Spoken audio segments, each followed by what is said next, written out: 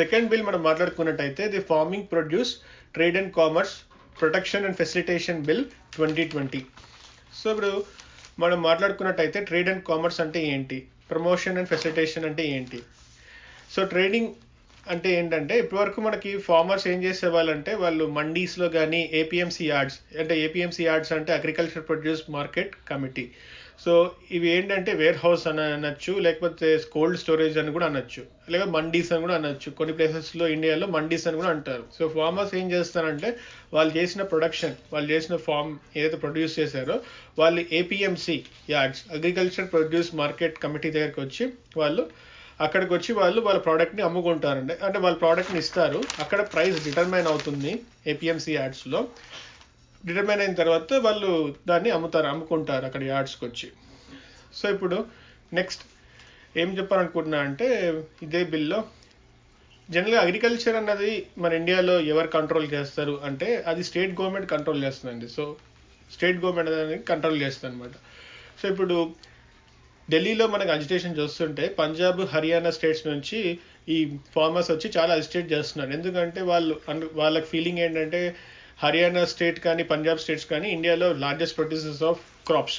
So వాళ్ళు ఏమనుకుంటున్నారంటే ఇది స్టేట్కి చాలా లాస్ అవుద్ది ఈ సెకండ్ ఫార్మ్ బిల్ వల్ల అని, అంటే ఈవెన్ ఫస్ట్ ఫార్మ్ బిల్ వల్ల కూడా ఇంపాక్ట్ ఉంది అనేసి వాళ్ళు ఈ బిల్ వల్ల ఇంపాక్ట్ అవుతుందని చెప్పి ఫార్మర్స్కి ఎక్కువగా దీనికి మగ్గు చూపించట్లేదు.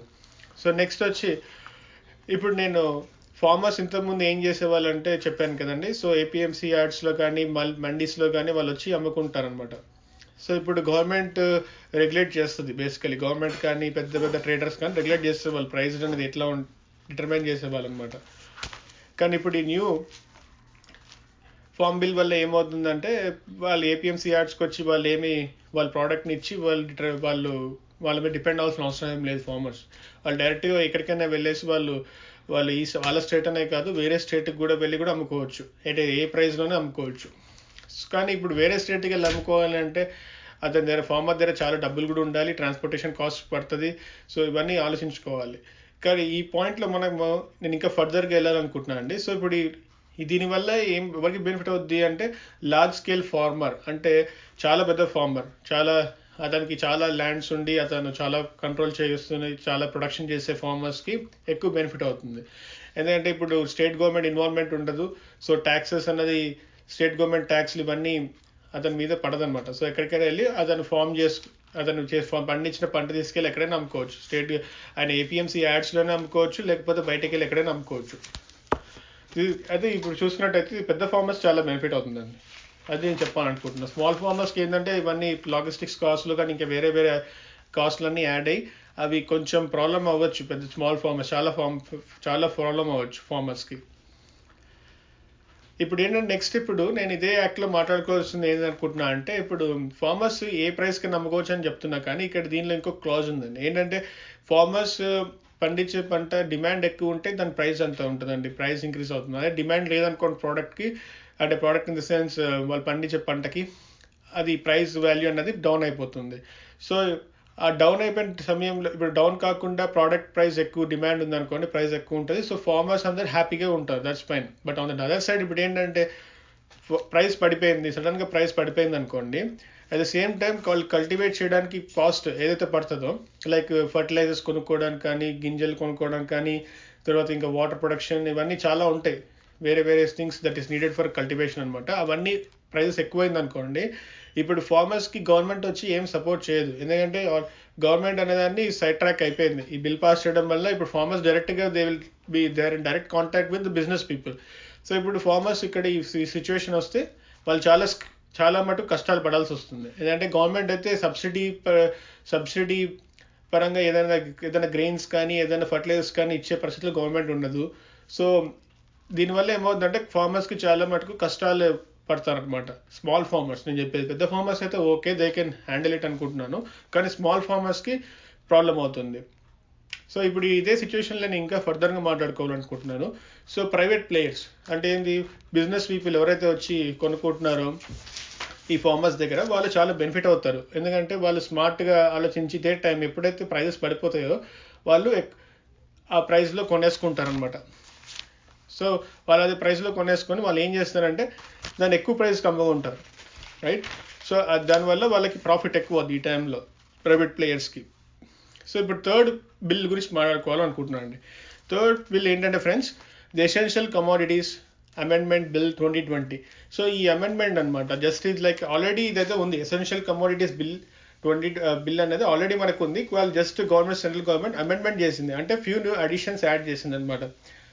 సో ఈ లా ఏంటి అంటే ఇట్ యాక్చువల్లీ ఇది కంట్రోల్ చేస్తుంది production, supply and distribution of certain commodities. Commodities అంటే మనకి మెడిసిన్స్, పెట్రోలియం ప్రోడక్ట్స్ ఎక్సెట్రా. ఈ ఎగ్జాంపుల్స్ తీసుకున్నట్టయితే ఇది ఎలా ప్రొడక్షన్ చేయాలి, సప్లై ఎలా చేయాలి, డిస్ట్రిబ్యూషన్ అని కంట్రోల్ చేస్తుంది. సో ఇప్పుడు ఏమవుతుందంటే అండి, సర్టెన్ కమోడిటీస్ ఉన్నాయి కదా, ఇప్పుడు నేను చెప్పినట్టు మెడిసిన్స్ కానీ, ఫ్యూయల్ కానీ, పెట్రోలియం ప్రొడక్ట్స్ కానీ, ఇవి సర్టెన్ కమోడిటీస్ని ఇల్లీగల్గా కొన్ని పెద్ద పెద్ద కంపెనీస్ ఏం చేస్తాయంటే, ట్రేడర్స్ ఏం చేస్తారంటే దీన్ని స్టోర్ చేసుకుంటారు. సో స్టోర్ చేసుకోవడం వల్ల ఏమవుతుంది, ఇల్లీగల్ వాళ్ళు ఆర్టిఫిషియల్గా డిమాండ్ క్రియేట్ చేస్తున్నారు అనమాట. దీనివల్ల ప్రైస్ అనేది ఈ కమోడిటీస్కి పెరిగిపోతుంది. సో బ్లాక్ మార్కెటింగ్ అంటారు దీన్ని. సో ఇప్పుడు దీనివల్ల ఏమవుతుందంటే నార్మల్ పీపుల్ లైఫ్ ఇంపాక్ట్ చాలా అవుతుంది అనమాట. ఎందుకంటే వాళ్ళ ప్రైజెస్ ఇవన్నీ మనం రెగ్యులర్గా తీసుకునేవి, మెడిసిన్స్ కానీ, పెట్రోలియం కానీ, ఫ్యూయల్ కానీ రెగ్యులర్ తీసుకునేది, ఇవి వాళ్ళు స్టోర్ చేసుకోవడం వల్ల ఆర్టిఫిషియల్గా వాళ్ళ ప్రైస్ అనేది పెంచేశారు ఆర్టిఫిషియల్గా. సో ఇప్పుడు గవర్నమెంట్ దీనిలో కొన్ని కమోడిటీస్ ఈ బిల్ కింద కొన్ని కమోడిటీస్ ఉన్నాయన్నమాట ఇంతకుముందు, ఆ కమోడిటీస్ని కొన్ని తీసేద్దాము ఈ బిల్ నుంచి అని అనుకుంది. సో ఇప్పుడు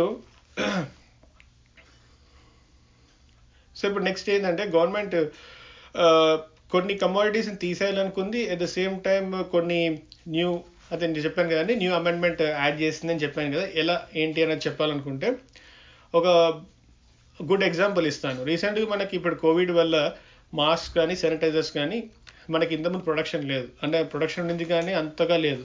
సో మార్చ్ 2020లో గవర్నమెంట్ ఏం చేసిందంటే ఈ శానిటైజర్స్ కానీ, మాస్కులు కానీ ఈ ఎసెన్షియల్ కమోడిటీ యాక్ట్ కింద తీసుకురావడం వల్ల ప్రైవేట్ ప్లేయర్స్ ఎవ్వరు కూడా ప్రైజెస్ని ర్యాండమ్గా పెంచకుండా కంట్రోల్ చేసింది బేసికల్లీ. కానీ ఇప్పుడు రైట్ నౌ వన్స్ నార్మల్గా మళ్ళీ స్టేట్ అంతా నార్మల్గా వచ్చిన తర్వాత జూలైలో అలా గవర్నమెంట్ ఆఫ్ ఇండియా ఈ మాస్క్, శానిటైజర్స్ని ఈ ఎసెన్షియల్ కమోడిటీ లిస్ట్ నుంచి తీసేసింది అనమాట. ఇప్పుడు నెక్స్ట్ ఇప్పుడు గవర్నమెంట్ ఏమంటుందంటే ఇప్పుడు ఈ కొన్ని ఎసెన్షియల్ కమోడిటీస్ని ఏ సిచ్యుయేషన్లో దాన్ని ఎసెన్షియల్ కమోడిటీస్లో పెడతారు అంటే గవర్నమెంట్ కంట్రోల్ తీసుకొని దాని ప్రైజెస్ని ఎక్కువగా పెరగకుండా కంట్రోల్లో పెట్టాలి అనుకుంటుంది అనే సిచ్యువేషన్ ఏంటంటే ఏ సిచ్యువేషన్స్లో అంటే ఇప్పుడు మనకి ఇన్ కేస్ వార్ అవుతుంది అనుకోండి, ఆర్ ఫెమైన్ వచ్చింది, సర్టెన్ ప్రైజెస్ సర్టెన్ హై చాలా చాలా పెంచేశారు, అంటే చాలా అంటే నేను ఎగ్జాంపుల్ ఇస్తాను, బట్ స్టిల్ ప్రైజెస్ పెరిగాయి అండ్ న్యాచురల్ కెలామిటీస్ ఉన్నప్పుడు మాత్రం కొన్ని ఎసెన్షియల్ కమోడిటీస్ని బ్యాక్ మళ్ళీ ఏదో కమోడిటీస్ వద్దు ఈ యాక్ట్లో అనుకున్నారో అవన్నీ మళ్ళీ తీసుకొచ్చి పెట్టే ఛాన్సెస్ అయితే ఉంది బ్యాక్. ఇప్పుడు ఆ ఎసెన్షియల్ కమోడిటీస్ ఏంటి అని ఎగ్జాంపుల్ నేను చెప్తుంది ఏంటంటే పల్సెస్ కానీ, పొటాటోస్ కానీ, ఆయిల్స్ కానీ, ఫుడ్ రిలేటెడ్ థింగ్స్ కానీ ఇవ్వనండి. ఇప్పుడు నెక్స్ట్ నేను ఇంకా వేరే టాపిక్స్ గురించి వేరే దాని గురించి మాట్లాడాలనుకుంటున్నాను. రెగ్యులరైజ్ చేయాలి అనుకుంటే ఎలా, regularize in the sense black market లేకుండా గవర్నమెంట్ ఇలా రెగ్యులరైజ్ చేయాలి అనుకుంటే ప్రైస్ ఈ బిల్ వల్ల పెద్దగా ఏం ఎఫెక్ట్ పడదండి. సో ఏంటంటే రెగ్యులరైజ్ చేయదు గవర్నమెంట్. ఎప్పుడైతే కొన్ని ఉంటాయి పెరిషబుల్, నాన్ పెరిషబుల్ గూడ్స్ ఉంటాయి. సో ఇప్పుడు గవర్నమెంట్ ఏమంటుందంటే ఈ బిల్లో perishable goods and non perishable goods గురించి డిస్కస్ చేసుకుంటే సిరియల్స్, పొటాటోస్, ఎడిబుల్ ఆయిల్స్ ఇవన్నీ ఏంటంటే ఎక్కువ కాలం స్టోర్ చేసుకోవచ్చు. సో ట్రేడర్స్ అన్నది, సో ఇప్పుడు వాళ్ళు ఎక్కువ కాలం స్టోర్ చేసుకోవడం వల్ల దీనికి ప్రైస్ పెరిగిపోతుంది, డిమాండ్ పెరుగుతూ ఉంటుంది కాబట్టి ఎసెన్షియల్ కమోడిటీస్ కాబట్టి ప్రైస్ పెరిగిపోతుంది. కానీ ఇక్కడ గవర్నమెంట్ ఏమంటుందంటే దాని ప్రైస్ వాల్యూ ఇప్పుడు 100 రూపీస్ ఉందనుకోండి, 50% పెరిగితే అప్పుడు దాన్ని మళ్ళీ ఎసెన్షియల్ కమోడిటీస్ కింద తీసుకొచ్చి గవర్నమెంట్ కంట్రోల్ చేస్తుంది అనమాట, అంటే ఇంకా పెరగకుండా గవర్నమెంట్ చూసుకుంటుంది. సో అది గవర్నమెంట్ చేసే పని. సో నెక్స్ట్ ఏంటంటే నాన్ పెరిషబుల్ గూడ్స్ ఉంటాయి. పెరిషబుల్ గూడ్స్ అంటే ఇప్పుడు పొటాటోస్ ఉంటాయి, సమ్ ఆనియన్స్ ఉంటాయి, ఇవన్నీ పెరిషబుల్ గూడ్స్.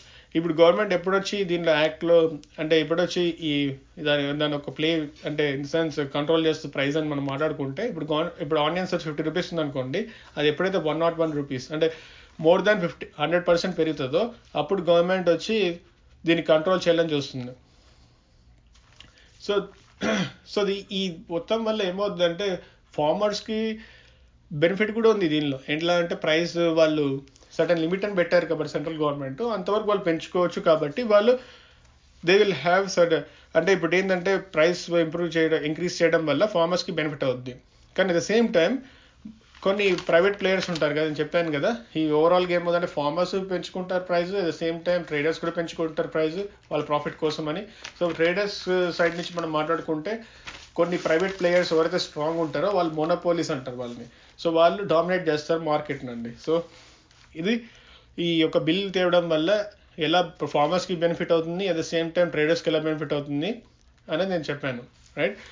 కానీ ఇప్పుడు ఏంటంటే నెక్స్ట్ దీనివల్ల ఏమవుతుందంటే మనం ఇప్పుడు ఓవరాల్గా చూసుకున్నట్టయితే కస్టమర్స్ అంటే కన్జ్యూమర్స్ మనలాంటి నార్మల్ పీపుల్ గురించి మాట్లాడుతున్నాను. సో మనకి కొన్ని ఇంపాక్ట్ అవుతుంది. ఎందుకంటే వాళ్ళు ప్రైస్ పెంచుతారు, అట్ ద సేమ్ టైం అంటే ఫార్మర్స్ పెంచుకుంటారు, at the same time traders అంటే in the sense business people పెంచుతారు. సో బిజినెస్ పీపుల్ అంటే స్పెన్సర్స్, వాల్మార్ట్ ఇవన్నీ ఉంటాయి కదా, ఇవన్నీ వాళ్ళు పెంచుతారు. పెంచడం వల్ల మనకి కొంచెం బర్డన్ అవుతుంది నార్మల్ పీపుల్కి. సో నేను ఇప్పుడు ఫైనల్గా కంక్లూజన్ ఏం చెప్పాలనుకుంటున్నానంటే రీసెంట్గా నేను వినింది ఏంటంటే సెంట్రల్ గవర్నమెంట్ ఎక్కువ దీనిలో ఇన్వాల్వ్ అవుతుంది అని అనుకుంటున్నారు అందరూ. కానీ సెంట్రల్ గవర్నమెంట్ అన్నది చాలా తక్కువ ఇన్వాల్వ్ అవుతుంది. జస్ట్ వాళ్ళు ఏం చేస్తున్నారంటే లిమిట్ అనేది పెట్టారు ప్రైజెస్కి, ఫ్లక్చుయేట్ అని చెప్తాం దీన్ని. సో ఈ లిమిట్ అని పెట్టేసి పెరిషబుల్ నాన్ పెరిషబుల్ గూడ్స్కి ఆ లిమిట్ రీచ్ అవుతే సెంట్రల్ గవర్నమెంట్ వచ్చి ఆ కమోడిటీస్ని మళ్ళీ ఎసెన్షియల్ కమోడిటీస్గా తీసుకొని దాన్ని రెగ్యులరైజ్ చేస్తుంది ప్రైస్ అన్నది. సో ఇప్పుడు అదొకటి. తర్వాత దీనివల్ల ఈ ఎంటైర్ 3 బిల్స్ వల్ల ఏమవుతుంది అంటే ఆల్రెడీ నేను చెప్పినట్టు కన్జ్యూమర్స్ మనకి కొంచెం బర్డన్ ఎక్కువ అవుతుంది ప్రైజెస్ అని పెరగడం వల్ల. ఇంకోటి నేను చెప్పాలనుకున్నా ఏంటంటే అందరూ అనుకుంటున్నారు స్టేట్ గవర్నమెంట్ అండర్ కంట్రోల్లో అగ్రికల్చర్ ఉండదని అనుకుంటున్నారు. బట్ స్టిల్ ఇప్పుడు ఓవరాల్గా నేను డిస్క్రైబ్ చేసిన దానిలో మీరు చూసినట్టయితే ఏపీఎంసీ యార్డ్స్లో కానీ మండీస్లో కానీ ఫార్మర్స్ వెళ్ళి వాళ్ళు వెళ్ళి అమ్ముకోవచ్చు. సో స్టిల్ స్టేట్కి కొంచెం కంట్రోల్ అయితే ఉంది అని నేను చెప్తున్నా. But it all depends on farmers అండి. వాళ్ళు లోకల్లో అమ్ముకొని చేసుకునే ఇదే బిఫోర్ ఎట్లయితే ఉందో అదే ప్రాసెస్ ఫాలో అవుదాం అనుకుంటున్నారో, లేకపోతే వాళ్ళు వెళ్ళి బయటకు వెళ్ళి వేరే స్టేట్స్లో అమ్ముకుందామా ఎక్కువ ప్రాఫిట్ కోసం, లేకపోతే వేరే ప్లేస్కి వెళ్ళి అమ్ముకుందాం అనేది all together it depends on farmers అండి. So thanks very much friends for watching my video. Keep watching my videos. I'll keep posting such kind of informative videos. Thanks very much friends. Please subscribe, please share, please click the bell icon. Thanks very much friends. Signing off, Vijay. Thanks, bye.